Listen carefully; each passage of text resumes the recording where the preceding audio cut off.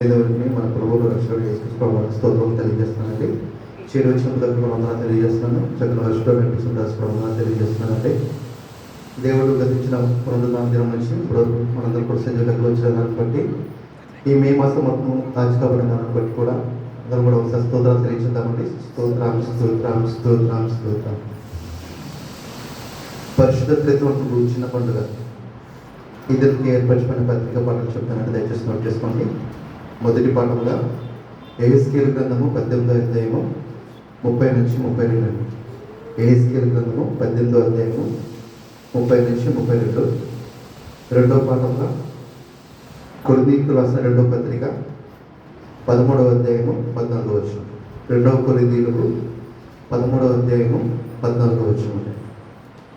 మూడవ పాఠంగా మత్తయి సువార్త 28వ అధ్యాయము 18 నుంచి 20 వరకు. మత్తయి సువార్త 28, 18 నుంచి 20 వరకు. పరిశుద్ధత్వము గురించిన పండుగ ప్రారంభ గీతము. పరిశుద్ధత్వమును విభజింపబడనేరని ఏకత్వమును వందింపబడుగాక. ఆయన తన కృపను మనకు చూపి ఉన్నాడు. ఆయనను మహిమపరచుదము. యెహోవా మా ప్రభువా, భూమి ఎంతంతటా నీ నామము ఎంత ప్రభావం కలది. సైన్యములకు అధిపతి యెహోవా పరిశుద్ధుడు పరిశుద్ధుడు పరిశుద్ధుడు. ఆయన మూలములను ఆయన ద్వారాను ఆయన నిమిత్తమును సమస్తమును కలిగి ఉన్నవి. యెహోవా మా ప్రభువా, భూమి ఎంతంతటా నీ నామము ఎంత ప్రభావం కలది. సంగ్రహ ప్రార్థన. సర్వశక్తి గల నీతిడవైన దేవా, నిజమైన విశ్వాసం కలిగి నిత్యత్వం యొక్క మహిమను తెలుసుకున్నటకు దైవ ప్రభావం గల నీ శక్తిని బట్టి ఏకత్వమును ఆరాధించుటకును నీ సేవకులమైన మాకు అనుగ్రహించి ఉన్నావు. ఈ విశ్వాసమందు మమ్మను స్థిరముగా నిలిపి కీడులన్నింటి నుండి కాపాడమని సదా ఏకదేవుడ యుగయుగములు జీవించు పరిపాలించున్నాడు నిన్ను వేడుకొనిచున్నాము. ఆమేన్. ఉద్గమన గీతము. ఓ ప్రభువా, సముద్రాగాధములను దృష్టించువాడా, కేరువుల మధ్యను నివసించువాడా, నీకు స్తోత్రము కలుగును గాక.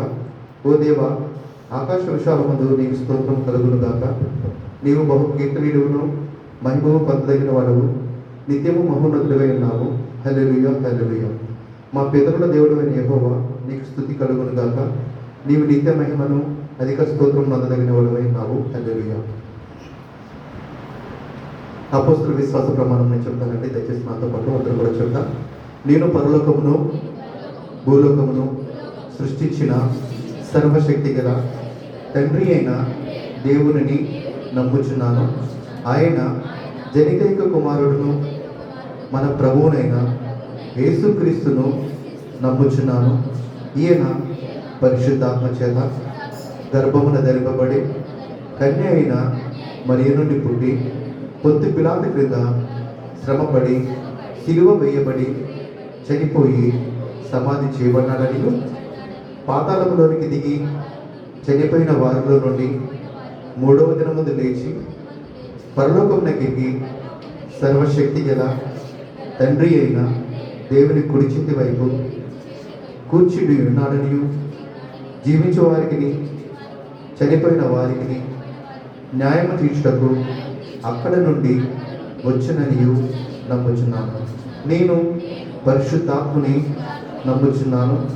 పరిశుద్ధ క్రైస్తవ సంఘమును, పరిశుద్ధుల ఐక్యమును, పాప పరిహారమును, శరీర పునరుత్థానమును, నిత్య జీవమును ఉన్నవని నమ్ముచున్నాను. ఆమేన్. చదవమని దేవుడు దీవించుగాక. మన మధ్యలో పిలిపై ఉన్నారు. వాక్యాన్ని శ్రద్ధగా ఉన్నామండి.